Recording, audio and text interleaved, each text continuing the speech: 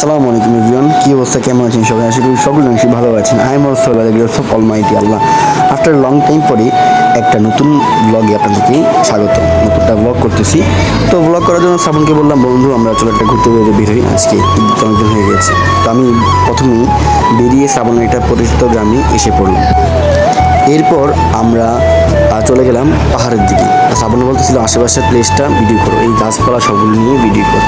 তো গ্রামটা অনেকটাই সুন্দর এবং এই যে আশেপাশে প্রকৃতি পরিবেশটা অনেকটাই সুন্দর এবং আমি পুরো মায়ায় পড়ে গিয়েছি।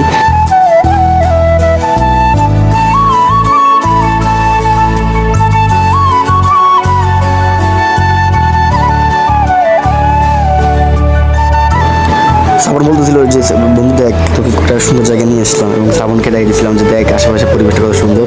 আর এখানে তো কাকতাড়ুয়া ইয়ে আছে, গাছপালা গাইস, অস্থির অস্থির লেভেল এখানে গাছপালা।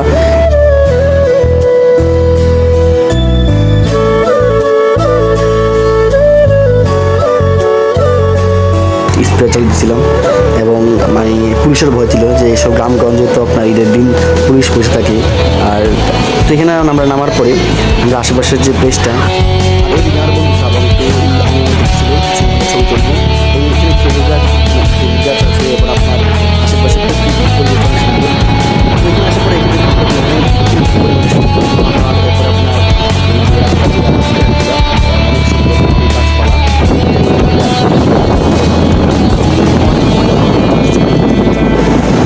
আসলে এই প্রকৃতি, আমি চাই প্রকৃতির মাঝে চলে যেতে আর কি। হচ্ছে এই যে রাস্তাগুলো গাছপালা ঘুরতে আমি চাই প্রচুর পরিমাণে ঘুরতে। আল্লাহ তো কোরআনে বলে দিয়েছে তুমি আমার প্রকৃতিগুলো ঘুরে ঘুরে দেখো। তো এখান থেকে আশেপাশে প্লেসটা নিতেছি অনেক সুন্দর। পাহাড় থেকে আমরা পাহাড়ে আসি, পাহাড় থেকে পুরোপুরি নিতেছি।